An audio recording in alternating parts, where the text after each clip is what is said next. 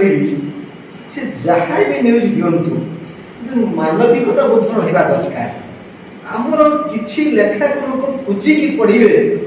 सी कौ पेपर कौ सामाजिक लिखिं तो बहुत कथा अच्छे तो भाई जड़े अनुष्ठान प्रेमी से अनुष्ठान गोटे निशा होची से अनुष्ठान ये सुवर्णरेखा प्रेस क्लब बहुत बाधा विघ्न भितर से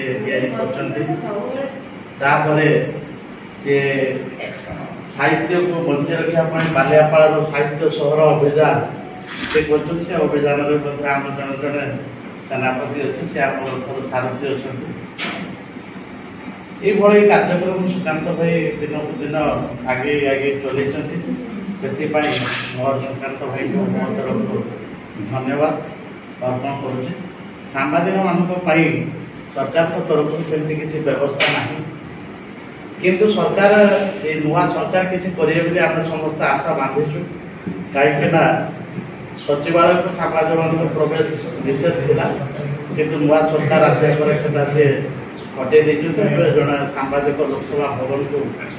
जावाई सहज अच्छी समस्ते ये बालियापाड़ सुवर्णरेखा प्रेस क्लब ओडिशा रे 1 नंबर हम एवं से एते भल काम करिवो जहाँकि ओडिशा में भारतवासी देखिए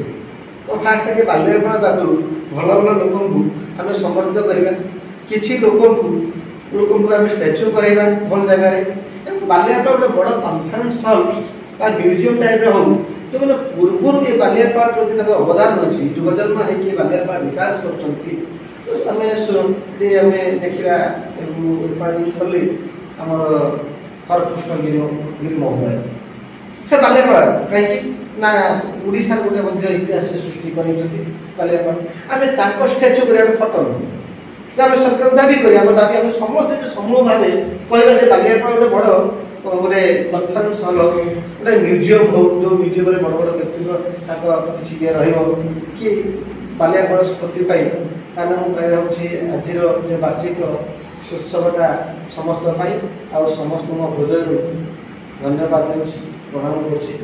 जय ओडिशा जय भारत जय महाराज। मो डॉक्टर अध्यापक सुकांत कुमार गिरी सुवर्णरेखा प्रेस क्लब जन मार्गदर्शक आज सुवर्णरेखा प्रेस क्लब वार्षिक प्रतिष्ठा उत्सव एसकेजी सारस्वत ट्रस्ट परिसर में पालन करागला। ठीक आज दिन में सुवर्णरेखा प्रेस क्लब सांबादिक मध्य एकता भाईचारा बंधुता सेमानक सुरक्षा कार्य करिबो बोली दिने प्रतिज्ञाबद्ध होइतिला। ता छड़ा आम अंचल जो अनाधिकृत प्रतिभा माने अछंती आम अंचल उन्नयन कार्य विकास कार्य सांबादिक मानकर मध्य भूमिका रहिबो एई भली लक्ष्य लेकी सुवर्णरेखा प्रेस क्लब एक मंच भाव में उभाय होइछि। बहु बाधा विघ्न प्रतिबंधक समस्या संघात संघर्ष को आम सामना करी आम समस्ते एकाठी रहीचे एवं आम जानिनु जे आमर कार्यधारा अन्य मानू केते मात्रा रे प्रभावित करिछि अन्य माने केते याको भल पाउछंती एक कथा आम जानिनु तथापि आम गोटे प्रतिबद्धता को ग्रहण करिकी सांबादिक मान एकाठी करने भाईचारे बांधा एवं आम अंचल कथा को लोकों पाखे पहुँचाई आम गोटे उद्यम करुचे सरकार पाखे पहुँचाई उद्यम करुचे प्रशासन पाखे पहुँचाई आम उद्यम रही मु आशा करुच्ची सुवर्णरेखा प्रेस क्लब आम बंधु मैंने आम सांबादिक मैंने निरंतर भाव में व्रत रही आगक कार्य सुचारू रूपे संपादन करेंगे। श्री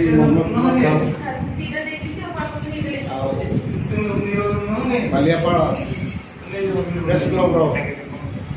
साराज्य बंधुगण खुशी कथा सांबादिक माने सक्रिय अच्छा बालियापाड़ एटा निश्चित कथा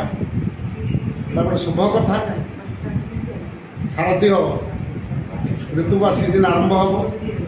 हम पूर्व सब सांबादिक सांबादिका एकत्रित हो बालियापाड़ केमती उन्नति हम आमर छोट बड़ घटना दुर्घटना केमती लोकलोचन को आसब से सक्रिय रे यहाँ मु जगन्नाथ निकट में प्रार्थना करूँ।